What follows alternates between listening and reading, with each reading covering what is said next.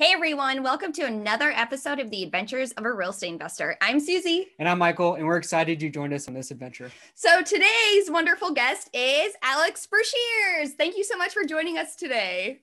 Thank you, Susie and Michael. Happy to be here. Yay. And just to let the listeners know, so I actually met Alex because she is amazing at meetups. I mean, literally, I have never seen somebody dump so much content out. But when everything went virtual, I actually found one of your meetups and I was like, this is cool. And at the time it was when Bill Allen was speaking. But even after that, I was like, I need to know her. We're going to become friends.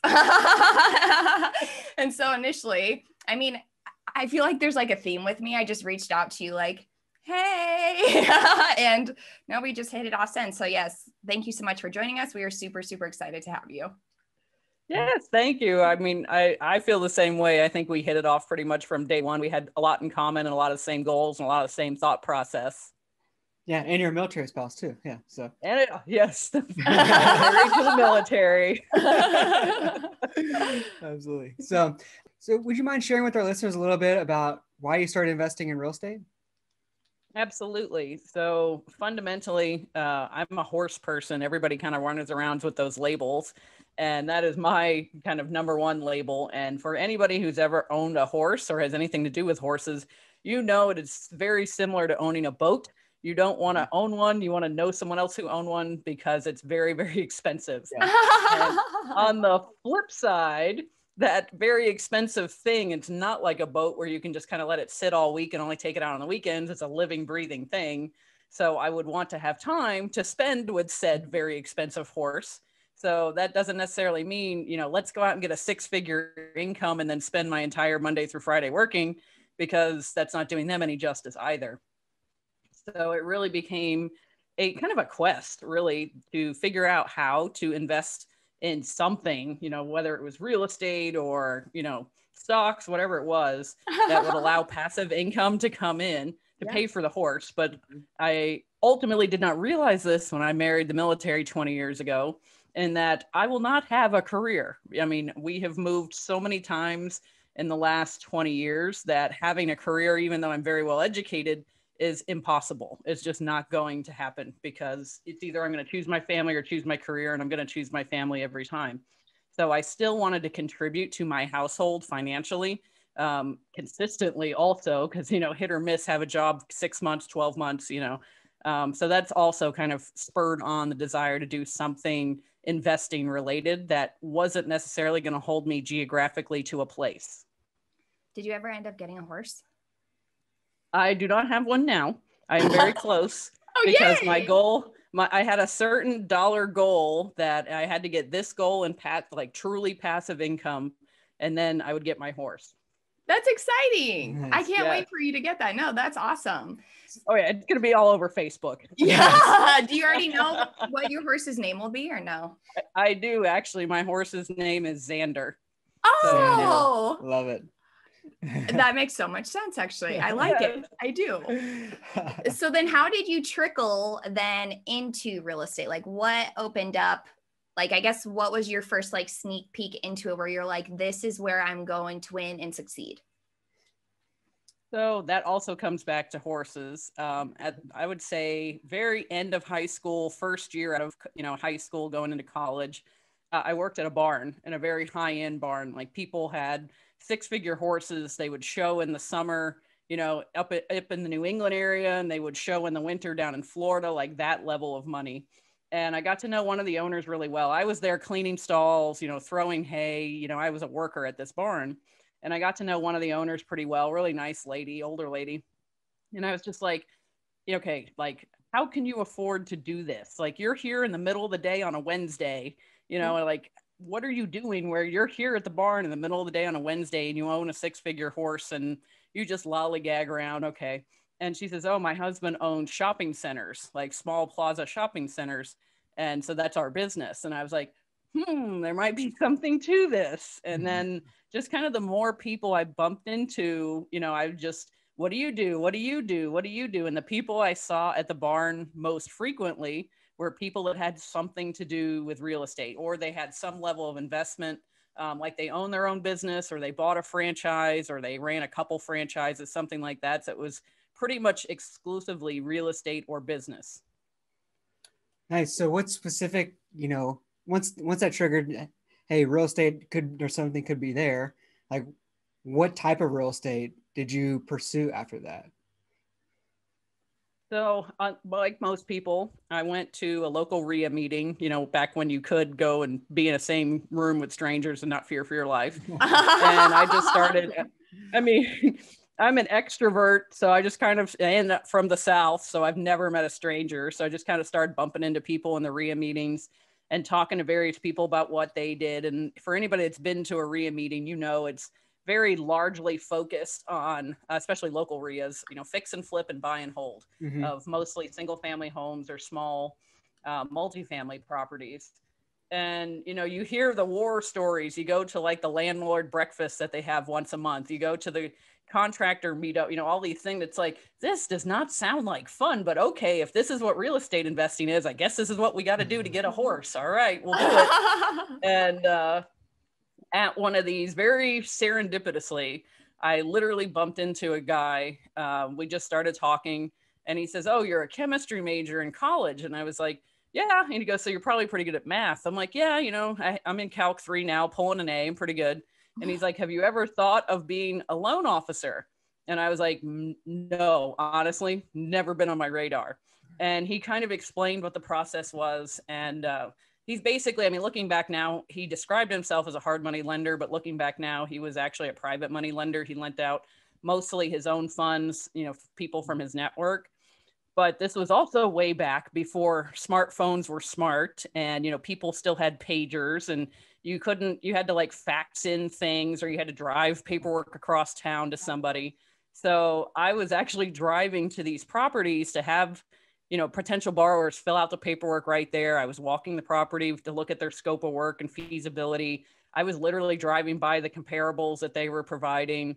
It was it was a fast track education for real estate investing.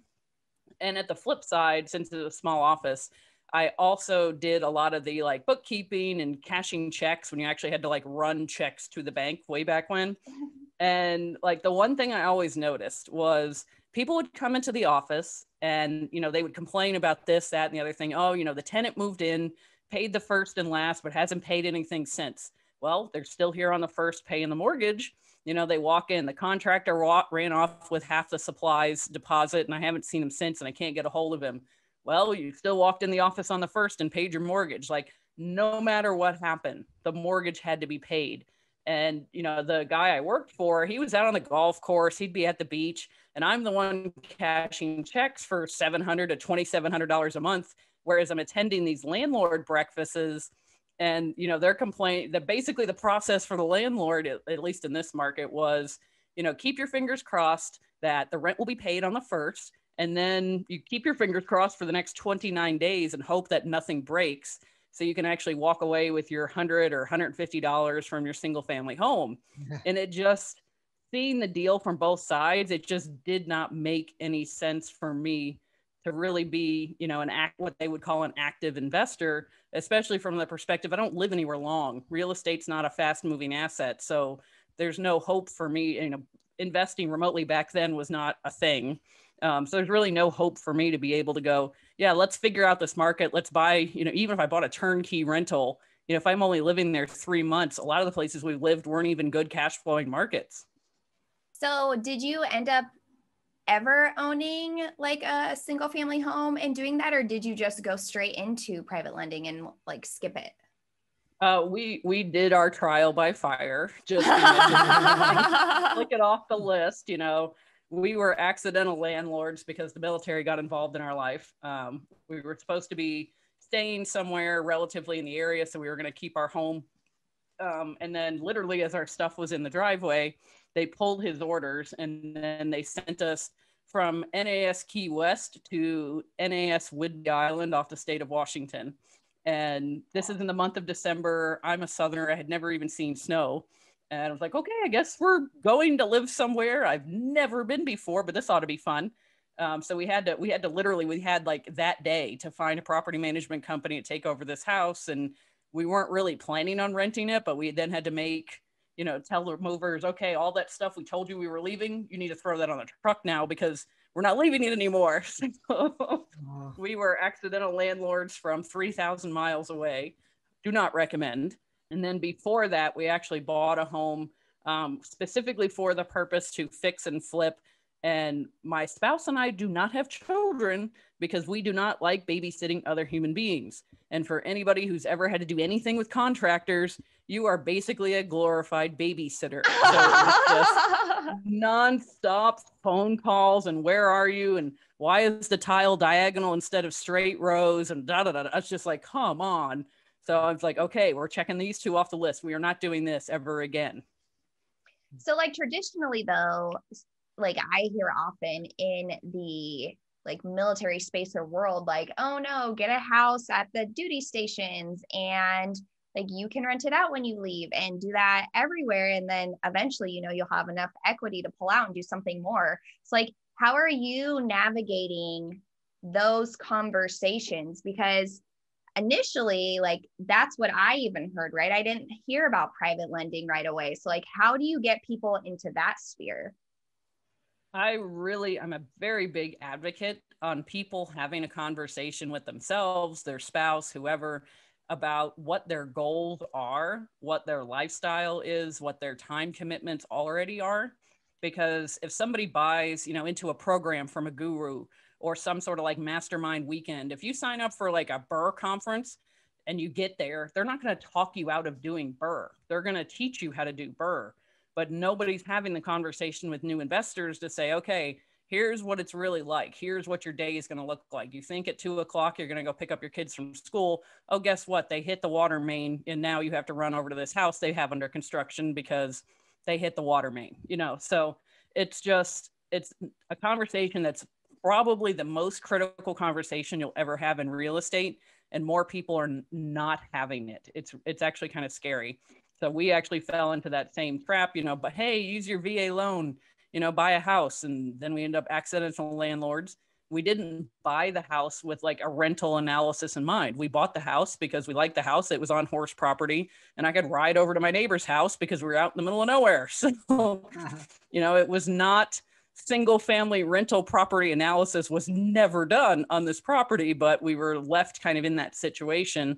And it just really kind of opened our eyes to the fact that nobody's having that conversation. Like most people say they want passive income and that's great, but what they really end up wanting is either time freedom or geographical freedom or both. So we didn't necessarily, we just were going in, we're going to get 20 doors. We're going to get passive income. We're going to do our thing. When in reality, having that 20 doors is not nearly as passive as people think. No, absolutely. And even like with that, like I liked how you touched on the geographical time freedom, just because like there are situations where, I mean, even just in the military, right? We can use that where like the duty member and the spouse can't always be near each other, I mean, depending on the PCS or the TDY or the deployment, it could be all of the above. So during those times, it's also really important that the spouse, man or woman, can like go see their family or go do whatever they want. Do you find yourself hearing people say that part out loud, or like, where do they initially come in? Like, what do you think is like the number one thing that people usually want from like real estate investing as a military? They usually start with the phrase, I want to leave my W-2. I want to get out of the military. I want to leave my W-2, whatever that happens to be. And it's like, okay, let's dive into that. Why do you want to leave your W-2? Do you just not want to work at all and you just want to kick it back on a beach in Tahiti? There's nothing wrong with that, but that gets really boring really quickly, believe me. So, I'm just like, okay, what don't you like about your W-2? Oh, I don't like the unpredictable schedule. I don't like this. I don't like that. Okay, well, then you don't need to be a fix and flipper because you're basically trading one job you don't like for a job that has the exact same components of the current job you don't like. So it really usually starts with, I want some sort of, get away from my W-2, but I don't think they tend to think in terms of, they're basically buying themselves another business, another job, Yeah. as opposed to financial freedom. And then that's where you really need to kind of flip their mindset around. Like, if you want to do this, you know, you realistically, it sounds like you want to do this for time freedom, not so much just to walk away from your job. You want the ability to do what you want, when you want, where you want. That's a completely different goal than just wanting to leave your W-2. So it's really digging down and having some clarity about what the actual goal is. And it's not all what they're saying at the time. No, that's awesome. And I love that you're like digging deeper, because that's truly where you find out so much more about individuals, right? Because like we're all humans. This is all about relationships. And like when you can get to like those deep pits, you know, or vulnerabilities, whatever word you want to use, like you find out so much more. And like even from like where I am, right? Like I love that I can leave my W-2 even as a military spouse, right? Because it's like really difficult to move. And I know something that I love, and I know that you're passionate about it too, is like closing the income gap, right? So like I can actually now work a job where I will make more money than you, you know, That's I mean, and that's really cool, you know, but like, I like that. I'm like, finally, you know, like someone somewhere like sees my worth, like as a woman, right? Because I mean, I traditionally go through the whole, like, yes, I did the undergrad. Yes, I got the MBA. And then I've applied to jobs and they've just been like, okay. I'm like, no, not just okay. What do you mean? Like, this is super awesome. Like, not the MBA, but like everything else that I've done. Like, why can't we bring all that together? So what reactions are you getting from women when you explain it that way? Or do you see women wanting to come into this space like as fiery as we are? I have been shocked. So the Facebook group I started about private lending and passive investing, I was just looking at the, you know, kind of the group makeup, you know, probably 6 months into it. And I just happened to notice that half the group was female. And I was blown away because that was never really my focus or my intention. And I'm like, well, there's something to this. Like, obviously, passive investing and private lending speaks to women. And when I started really talking to women, you know, like, why did you join this group? You know, what are you getting out of it? You know, why do you like have an interest in private lending or passive investing? And it kind of boils down to, we are already doing so much. We basically live in this hurricane of, you know, W-2 job and kids and spouses and houses and getting the kids off to their extracurricular activities. We got 3 kids and 3 different Zoom classes in for 2020 and everybody's in a bedroom doing something. It's like, you're about to lose your freaking mind. So we are not inclined to sign up for another tornado of activity that active investing can be. We are not going to, you know, drop everything and go look at a property because a distressed seller called us. You know, we are not going to have the inclination or maybe even headspace to deal with a tenant that's like, hey, the water heater bottom just fell out. I need someone over here like ASAP. That doesn't sound appealing to me. It doesn't sound appealing to a lot of women because we're already juggling enough as far as I'm concerned. So when I start talking to these people and I'm like, hey, private lending, it's kind of work heavy. You do a couple hours, you know, underwriting the very beginning, and then it's set it and forget it, like that old, you know, TV commercial, the rotisserie chicken cooking thing. I mean, that's really what private lending and passive investing can be, even in syndication. You know, as long as you've done your homework at the very beginning, it's mailbox money, you know, just kind of keep up on what's going on in the property, ask questions you might have. And that seems much more palatable than doing something like putting bandit signs, you know, next to the road that say, we'll buy a house in any condition and your phone number. Yeah, absolutely. So that's amazing. And I think we keep coming back to the same theme throughout this podcast. And it's like, people talk about real estate investing as a means to an end, like a means to, you know, for time freedom or geographical freedom and things like that. But a lot of people, like you said, that you go to these conferences and you go to these, you know, whatever other meetups there are, and they're always talking about active real estate investing, and people don't have time for that, right? You know, and I'm glad that you are. And I want to ask you this, like, I'm assuming it sounds like what you did was start a meetup and you started a Facebook group in order to flip the script and say, hey, there's this whole passive side that you need to be more aware of, because this active income that you're saying, like putting I buy ugly houses signs on the side of the house or the side of the highway, you know, in order to wholesale or what other, wholesale flipping, that's all active stuff. And people don't understand that. But then there's the passive side of things. And also want you to get into a little bit. I know I had a question, and then I also have a statement as well, or another question. But the question is, I'm assuming that's why you started the whole groups, the meetup and the Facebook group. I'll let you answer that first, and then I'll follow up with another question. So I will freely admit, the Facebook group started totally as a joke. A friend of mine dared me because they're like, because I'm like, I don't know anything. I spent 8 years in college. Not a single one of them was like marketing, graphic design. Like, I can build you a molecule. Don't ask me to build you a Canva template. I can't do it. Like, right. It's just not my thing. And, it's now my thing. I can do it now, but, a year ago, because the group's only about a year old. And they said, oh, just do it, see what happens. And the reason I was having this conversation with this active investor was that, this is kind of COVID, we couldn't go out, we couldn't do anything. I'm an extrovert and I'm married to someone where if I get 10 consecutive words out of him at once, like that's a chatty Cathy day for him. So I was losing my mind. So I went looking for community on Facebook, and, there's landlord Facebook groups, and there's Burr Facebook groups, and there's things like ADPI, they have a great Facebook group. But every single group I joined for private lending or passive investing or even hard money lending was nothing educational, nothing networking. It was just a place for scams and spam. Yeah. So when I was telling my active investor friend about this, they said, well, we'll start your own. I'm like, yeah, right. Yeah, that's funny. And they basically kind of peer pressured me into it. So, like a week later, there were like 100 people in the group. I was like, oh, crap. Now I got to do something with this. I got to provide education. Now it's 13 months. Yeah, now I got to make it worth their while now. And, now it's been 13 months and there's 5,300 people in the group. Wow. And I'm like, well, I guess this is a thing. It became a thing. And I had no goal in mind other than I wanted to talk to other people that were doing private lending. And then it just kind of took off and became kind of this movement in my life that I'm very, very grateful for. So that's why I'm an advocate of, you don't have to have everything planned out, like every little step and nook and cranny. You just need to know the next couple of steps, and then the next couple of steps, and the next couple of steps. And then 13 months later, here we are.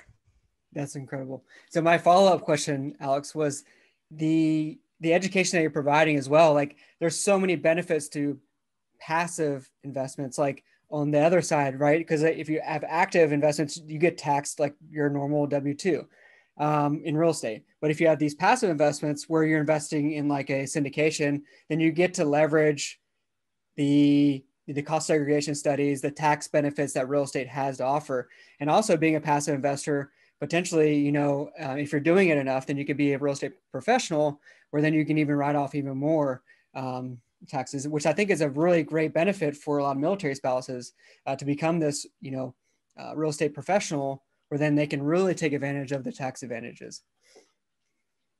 Yeah, absolutely. And that really goes back to what I was saying about kind of like your lifestyle and your particular goals. Because if your lifestyle does not fit, like just for example, your personality type, like I'm a very like team player, let's go do this together. I don't want to do things by myself.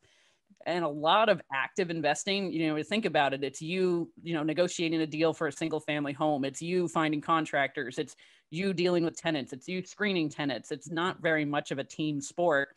Whereas when you're on the passive investing side, whether it's private lending or syndication, I'm leveraging other people's know-how and knowledge. So in syndication, for example, I can choose to invest with people that they've been doing this for 10, 15 years. They do this full time. This is what they enjoy. This is what they love. Fine, fantastic. Go do that, because I don't want to do that. So if I can help you on your journey and you can help me on mine, then we have the same goal.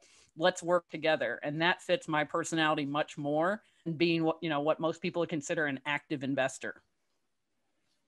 Absolutely. And I love that. Because like really fitting who you are, it works. Because like I see so many people come into the space and then back right back up, and then come in for a little bit and then back right up again, because nobody's really asking them like, well, what do you want in the end? Where are you going from this? And even like going back, right? Because this really does stick with me. And I'm really amazed that like half of your group is women.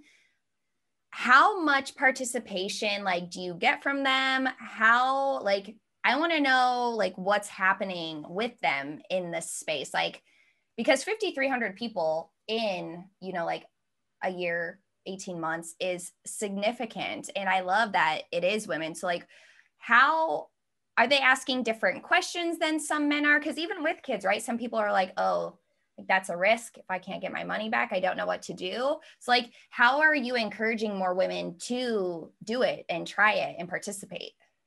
It's really honestly just being that, I don't want to say role model, but just that they can see another woman doing it. So it, you know, if they go to a real estate conference or even a meetup, you know, 3/4 of the room is going to be Caucasian males. Yeah. You know, that's what it is. So if they happen to bump into somebody who sounds like them, understands their story, you know, it doesn't necessarily have to say look like them, but their lifestyle looks like them, you know, they're more inclined to believe that they can do it. And I would honestly say my conversation with most women centered around passive investing and private lending really centers around you can do it. Whereas my conversations with men in private lending and passive investing, they're much more interested in like the logistics of it. And when do I get them to sign this? And where do I send the money over? And how do I do that? It's very, very funny. Like it's almost like women have to give themselves permission to do these things because they've already read the book. Like they've watched the videos I've sent them, you know, they've read my emails, they've gone through the resources. So when they finally get to talk to me, they already have the mechanics down pat. So it's really almost like they're asking permission, or they just want to see someone else do it or know someone else that does it. And just having that, like they met some stranger off the internet that talked to them about private lending and told them they could do it. And then suddenly they have faith in themselves that they can do it. It's just the funniest thing. And I absolutely love it. I'm happy to be a part of it, but I really would love to change the conversation for women where more of them are just going, you know what? I heard this podcast. It sounded great. I'm going to give it a try, and not so much wait for permission to do it. That's incredible. And that's something that worked out for Susie and I, right? Like when we decided to go into multifamily, just getting in the room with other people who were also investing in multifamily was huge for us, right? Because then, like you said, you see people that look like you, sound like you, talk like you, act like you. And then you're like, oh, well, if they can do it, then I definitely can do it. You know, and it just gives you such a confidence boost. So that's amazing that you're making an impact that way on all these women's lives and men as well. You know, 5,300 people in a group is incredible. Yeah. So for our adventurous family, please hang on the line here. You know, after we go through these last 4 questions, Alex is going to tell us how you can join this group here in a second. But unfortunately, it is getting towards the end of the show, which brings us to the adventurous 4 questions. So the first question, Alex, we have for you is, where is one place you wish to travel to and why?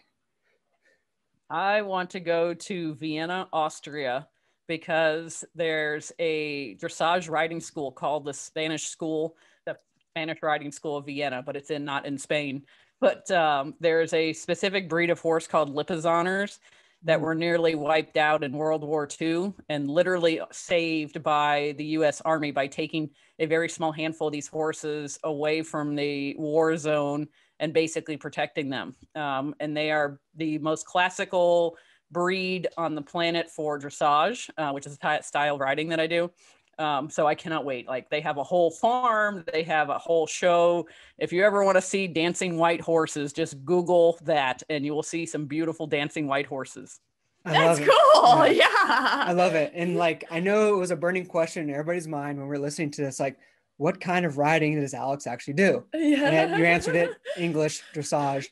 I was going to say, you know, barrel racing, Western, but let's go flip the other way. $100,000 horses, things like that, you know. But do you do any jumping or anything like that, or just dressage? No, I don't leave the ground intentionally anymore. I'm too old for that. I did that in my younger days. Gotcha. That's Okay, funny. cool. And the second question is, what is the number one thing on your bucket list and how are you leveraging real estate investing to achieve it? So my number one thing I'm actually in the process of doing, I'm here right now. So we are buying short-term rentals in places we want to go and escape to. Because we have 5 dogs. And if anybody's ever tried to find an Airbnb or a hotel that will accommodate 5 dogs, it's not very easy. So we got tired of always leaving the dogs behind. So we ended up finding our first short-term rental is actually on 8 acres.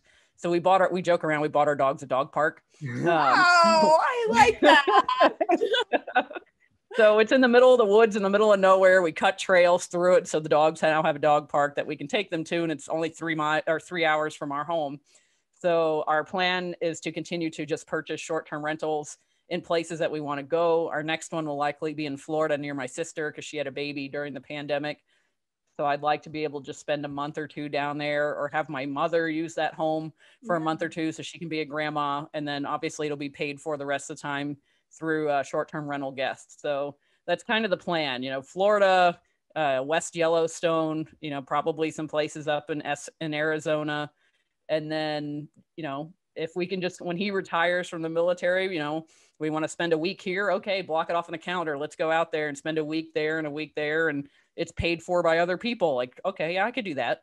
No, and that's fantastic. Yeah, I love that. And Susie and I are actually doing something very similar. Like, we're like, okay, well, we want to snowboard a lot. And so we're like, where do we get a mountain house at? So we're looking at mountain houses now in Colorado.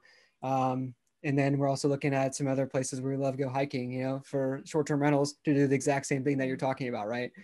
Because you buy a house and then you'll have it paid off, fairly shortly, because short-term rental produces a substantial amount of money. And then, you can stay there whenever you want, which is amazing. Yeah. So, and then, I mean, even vacation arbitrage. Yeah. I was going to say, even like when you were saying like your mom can stay there, or your family can stay there, but then like it changes everything about vacations because they're a fraction of the cost now. I mean, yes, initially you paid for it, but the Airbnb that in itself makes up the difference 10 times fold. So that's phenomenal. So the third question, Alex, is what is one piece of advice for someone who wants to start passively investing in real estate? Like, what's the number one piece of advice you give to people that join your Facebook group, I guess? I would say, get really, really clear on what you're doing this for. Like, sit down, put pen to paper. Don't just sit and think about it. Just really just start, writing, and just stream of conscious writing, and just go and sit and keep saying why. Ask why. So they have a rule: ask why 5 times, and then you'll get to the root of what you're actually doing. So really just sit down and just start writing. Even if you just shred this piece of paper afterwards, at least you're having your cathartic moment. It's out on paper. You can think about it. You can draw little diagrams for it, because I'm a very visual person. So that's usually the first thing I'm going to tell people is, why are you doing this? And then keep going. Right. I love that, because like, if you're not clear, I know we're taking a lot of extra time on these questions, but I'm just saying, like, if you're not clear on your why, when you start something like looking at whether you're going to go active or passive investing in real estate, like, you'll give up fairly quickly, but because it's going to get challenging, it's going to get difficult, and there's going to be some obstacles you have to overcome. But like, when you have such a clearly defined why, like Alex said, go 5 levels deep on why. Once you have that clearly defined why, those challenging moments won't be a showstopper for you. You'll find a way over, around, or through that wall. Absolutely. Yeah, there'll be opportunity instead of obstacles. Exactly. Yes, I like that. Thanks. And then the fourth and final question is, if you had unlimited resources available to you, how would you leave an impact? I would create a special needs riding center. So I used to be a certified therapeutic riding instructor. So I help children and young adults with, autism, cerebral palsy, some sort of paralysis. And it's actually called hippotherapy. So they ride horses and they get a lot of the sensation of actually walking. They're building muscles in their core for strength. It's actually a type of like physical therapy, basically. I absolutely love that. So, and they've done a lot of studies that it's working really well for veterans with PTSD. So having this horse therapy, I would love to have some sort of horse, therapy type facility where we're treating PTSD, where we're doing the certified therapeutic riding, the hippotherapy, where people can just kind of come and get healed. That's phenomenal. Yeah. Like, I love how really everything, even from like your first story, ties all the way to the very, very end. That is phenomenal. And I mean, the theme, right, is like, our whys, our passions, like really do bring us energy, because then you get more creative with what you can do with it, right? Like at first it started with, like I want a horse. And now like starting a school, like that's phenomenal in itself. So no, thank you so much for sharing that. Yeah. It really cracks me up because the younger generation, the millennials and the Zoomers, they're like, oh, we hate labels. We don't want to label ourselves. We don't want to limit ourselves. I'm like, no, I am a horse person. Here's everything that's involved with being a horse person. This is what I'm going to do. It gives you direction to have that label. Is that my primary label in every single situation? No, but being a horse person does dictate a good portion of my life. And I'm okay with that because I gave myself that label. Yeah. I love that. That's too. amazing. So, okay, Adventurous family. So here is what you've been waiting for. Alex is going to share with us now how you can join her amazing Facebook group and how you can get a hold of her. Absolutely. So the group is on Facebook and it's called Private Lending Lessons. And again, it's 100% educational networking. There's nothing to buy. There's no guru programs. We have daily discussions. We have weekly educational events, and we have monthly networking events. So you can actually, quote unquote, be in the room with other people that are actively doing this and, you know, ask questions, shoot ideas, you know, whatever it happens to be. So that's Private Lending Lessons. And then I'm also on LinkedIn. So my URL for LinkedIn is invest passively to live actively, because that's, again, kind of the filter I look at the world. Or you can just, you know, Google Alex Breshears. But feel free to send me a message, send me a connection. I genuinely love talking to people, which is why I started the group. So I'm happy to, you know, set people on the right course. That's awesome. So when you connect with Alex, make sure that you say, hey, we heard you on the Adventures of Real Estate Investor podcast, and that's how we're connecting to you. Yeah, absolutely. And again, Alex, thank you so much for joining us. It's been a pleasure. I am glad now knowing that when I reached out, you were like, yes, you know, taking in all the feedback, because it could be scary. So anyone out there, like, if you do think it's scary to just randomly reach out, it is not. And like, even if you don't get a response, don't take it personally, but 99% of the time you do. So really just take that leap and just do it. Yeah, absolutely. You never know who you'll bump into. Absolutely. Cool. Well, thanks, Alex. I appreciate it. So until next time, explore more, adventure awaits. Woo!